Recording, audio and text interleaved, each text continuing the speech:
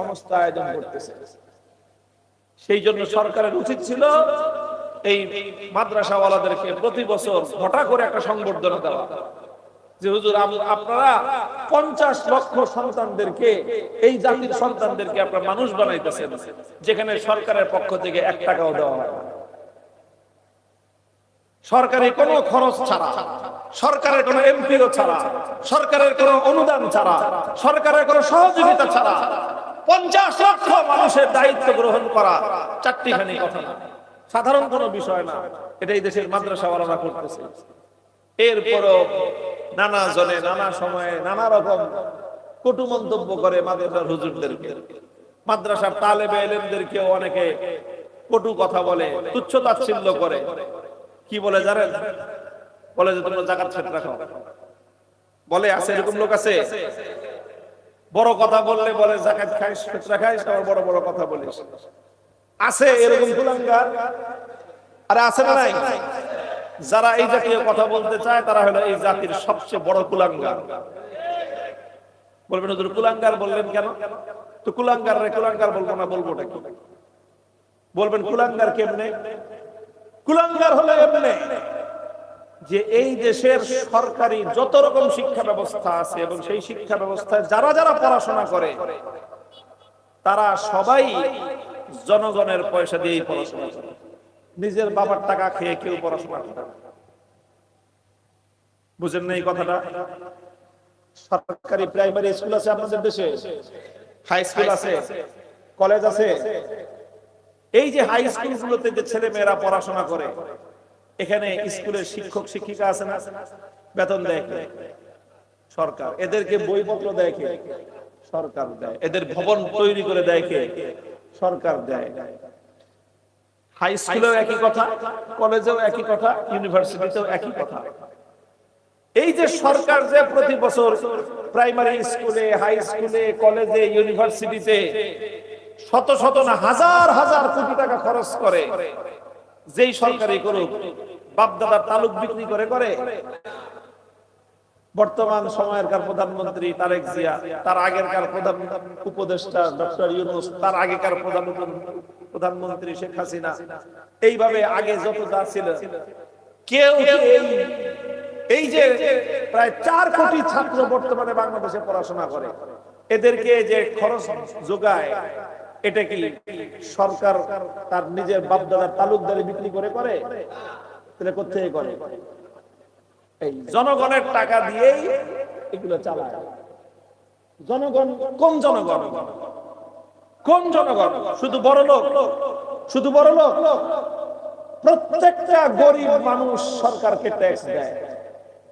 বলবেন হুজুর আমরা গরিব লোক ট্যাক্স দেই না, আমরা টের পান না। ট্যাক্স ঠিকই দেন, কিন্তু কি পান না? টের পান না আপনি যে ট্যাক্স দিচ্ছেন। কিরকম ভাবে ট্যাক্স দেন আপনি? আপনি যে কোনো একটা পণ্য কিনেন বাজার থেকে আপনারা লবণ কিনেন, প্যাকেট করা ডাল কিনেন, চাল কিনেন, অনেক সময় আটা কিনেন, বিস্কুট কিনেন, চানাচুর কিনেন না, তেল কিনেন না, এই যা কিছু কিনেন, তেল সাবান নুন থেকে নিয়ে শুরু করে যা কিছু আপনারা বাজার থেকে কিনে আনেন, 100 টাকার জিনিস কিনলে জিনিস পান 85 টাকার, আর 15 টাকা ভ্যাট বলে, ভ্যাট হিসেবে সরকারের কেটে নেয়। আপনি একজন গরিব মানুষ, ভ্যান চালান, রিক্সা চালান, নগর মাঝি, আপনি একজন দিনমজুর, 100 টাকার জিনিস কিনলেন, জিনিস পাইলেন কয় টাকা? আর 15 টাকা ভ্যাট, ভ্যাট মানি ট্যাক্স। এই ট্যাক্সটা চলে গেল সরকারের ফান্ডে। ওই টাকা দিয়ে আপনি যে ভ্যানওয়ালা, আপনার টাকা দিয়ে মেডিকেল কলেজে একজন ডাক্তার মেডিকেল পাস করে, আপনার ওই 15 টাকা থেকে 1 টাকা যায় বুয়েটে, সেখান থেকে একজন পড়ালেখা করে ইঞ্জিনিয়ার হয়। আপনার ওই টাকা দিয়ে ঢাকা বিশ্ববিদ্যালয়ে বড় বড় নেতা খেতা পয়দা হয়। আর আইসা আমারে বলে যাক বলে যাকাত খাই, ফিতরা খাই। তুই কি খাস? তুই যে ঢাকা বিশ্ববিদ্যালয়ে পড়াশোনা করলি, তুমি যে ঢাকা মেডিকেল কলেজে পড়াশোনা করলা, চট্টগ্রাম মেডিকেলে পড়াশোনা করলা, রাজশাহী ইউনিভার্সিটিতে পড়াশোনা করলা, খুলনা ইউনিভার্সিটিতে পড়াশোনা করলা, তুমি যে এই যে তোমার কলেজে, হাই স্কুলে, প্রাইমারি স্কুলে পড়াশোনা করছো, কার বাবার টাকা খাইছো?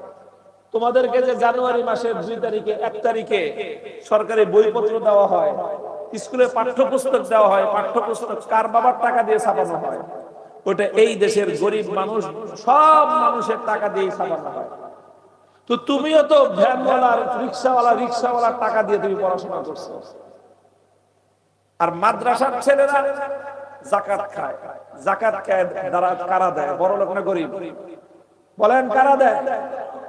তো আমরা তো বড় লোকের টাকা খেয়ে পড়াশোনা করি, আর তোমরা তো গরিবের টাকা খেয়ে পড়াশোনা করো। তো তোমারটা যদি সমস্যা না হয়, আমারটা সমস্যা কোথায় বলো? আমরা মাদ্রাসায় যে টাকাটা নেই সেটা হলো যাকাত। যাকাত দেওয়ার নির্দেশ দিয়েছেন কে? আল্লাহ পাক বলেছেন বড় লোকের সম্পদের মধ্যে গরিবের হক আছে, ওয়া ফি আমওয়ালিহিম হাক্কুম মা'লুমুন লিস-সাইলি ওয়াল মাহরুম। আর ভ্যাট দিতে নির্দেশ আল্লাহ দেন নাই, ভ্যাট দেওয়ার নির্দেশ দিয়েছে সরকার। তো সরকার গরিবের কাছ থেকে যেই টাকা কেটে নেয় সেই টাকা খেয়ে তুমি মাতব্বরি ফলাও, আর আল্লাহ রাব্বুল আলামিন বড় লোকের সম্পদের মধ্যে মাদ্রাসার গরিব ছাত্রের যে অধিকার রেখেছেন সেটা নিজের অধিকারে টাকা দিয়ে পড়াশোনা করে, সে পড়াশোনা করে শিক্ষার্থী হচ্ছে, সে শিক্ষিত হচ্ছে, সে মানুষের মতো মানুষ হচ্ছে। তাকে গিয়ে যখন তুমি কটাক্ষ করো তখন আগে নিজের দিকে তাকায় কথা বলবা, উপরের দিকে থুতু মারলে নিজের চেহারায় এসে পড়ে। আসলে কথা হলো কোনটাই লজ্জার না। তুমি যেরকম স্কুলে পড়ো সরকারি খরচে, এটা যেরকম তোমার জন্য লজ্জার না, মাদ্রাসায় যে ছেলেটা পড়ে তার জন্য এটা লজ্জার না। কারণ দান করে আমাদের জনগণ, মানুষ হয় আমাদের সন্তানরা। কথা ঠিক কিনা? তো আমাদের টাকা দিয়ে আমাদের সন্তানরা মানুষ হবে না, তো আমাদের টাকা দিয়ে কি দিল্লির পোলাপান মানুষ হবে নাকি রে ভাই? কি বলে?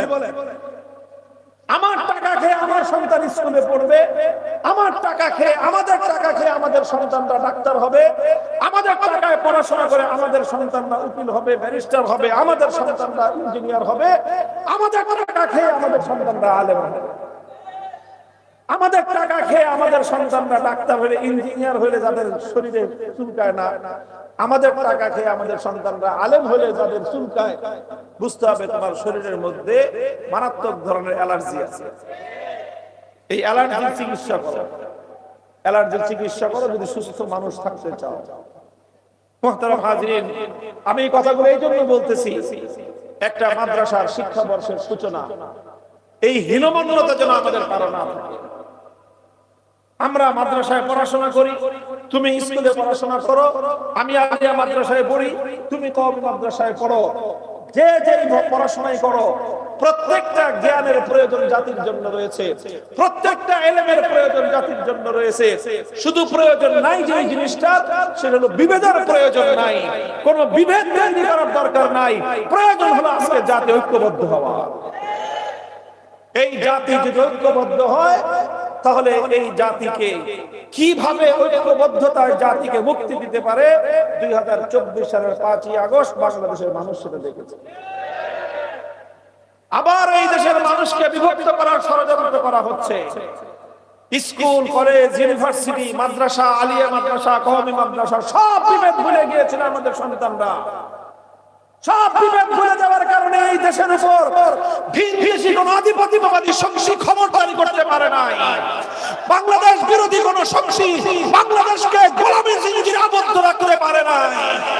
যে জাতির তরুণ এবং যুবকরা জেগে ওঠে, পৃথিবীর কোন আধিপত্যবাদী শক্তি তাদেরকে গোলামীর জিঞ্জিরে আবদ্ধ রাখতে পারে না। আমাদেরকে আবার যারা গোলামীর শিকল দিয়ে বাঁধতে চায়, তারা জানে জাতির এই যুব তরুণ প্রজন্ম যদি ঐক্যবদ্ধ থাকে তাহলে এদের মাথায় কাঁঠাল ভেঙে খাওয়া সম্ভব না। এই জন্য আবার কিভাবে এদের মধ্যে বিভেদ তৈরি হতে পারে সেই ষড়যন্ত্র শুরু হয়েছে। আমি আপনাদেরকে আমার পক্ষ থেকে আখেরি পয়গাম দিয়ে যাব আপনাদেরকে। এই দেশ বাংলাদেশের ইতিহাস অনেক সমৃদ্ধ ইতিহাস, অনেক ঐতিহ্যবাহী ইতিহাস। আমরা এই দেশে ঐক্যবদ্ধভাবে থাকব, সাম্প্রদায়িক সম্প্রীতি রক্ষা করে চলবো। সব সম্প্রদায়ের লোকেরা থাকবে, অন্যান্য সম্প্রদায়ের লোকেরা তাদের ধর্মকর্ম শিখবে, তাদের ধর্মকর্ম পালন করবে। আমরা সেখানে কোনো বাধা যেমন দিব না। 90 ভাগ থেকে 92 ভাগ মুসলমানের সন্তানেরা ইসলাম শিখবে, ইসলাম পালন করবে, ইসলাম বাস্তবায়ন করার চেষ্টা করবে। সেখানে যদি কেউ বাধা দিতে আসে তাহলে তাকে আমরা সম্মিলিতভাবে প্রতিহত করব। এটা হলো আপনাদের প্রতি আমার আখেরি অনুরোধ। ইনশাআল্লাহ আমি আপনাদের এলাকার সাথে ঘনিষ্ঠভাবে সম্পৃক্ত। আপনারা জানেন যে আপনাদের বাগেরহাটের মোল্লাহাট থানা, মোল্লাহাট উপজেলার উদয়পুর গ্রাম, এটা হলো এখানে আমাদের রক্তের সম্পর্ক, নারীর বন্ধন। ওটা আমার নানার বাড়ি। মূলত আমার দাদার বাড়ি দুনিয়াতে নাই। দাদার বাড়ি নাই বলতে আমাদের জন্মের বহু আগে, আমার আব্বার বয়স যখন 5-6 বছর, তখনই আমাদের দাদার বাড়ি ছিল মুন্সিগঞ্জে। সেই বাড়ি পদ্মার নদীতে ভেসে গেছে, পদ্মা নদীতে ভেঙে গেছে। তো যে যার কারণে আমাদের আর দাদার বাড়ি নেই। জন্ম থেকে আমরা নানার বাড়িটাকেই আমাদের আসল ভিটামাটি হিসেবে দেখে আসছি।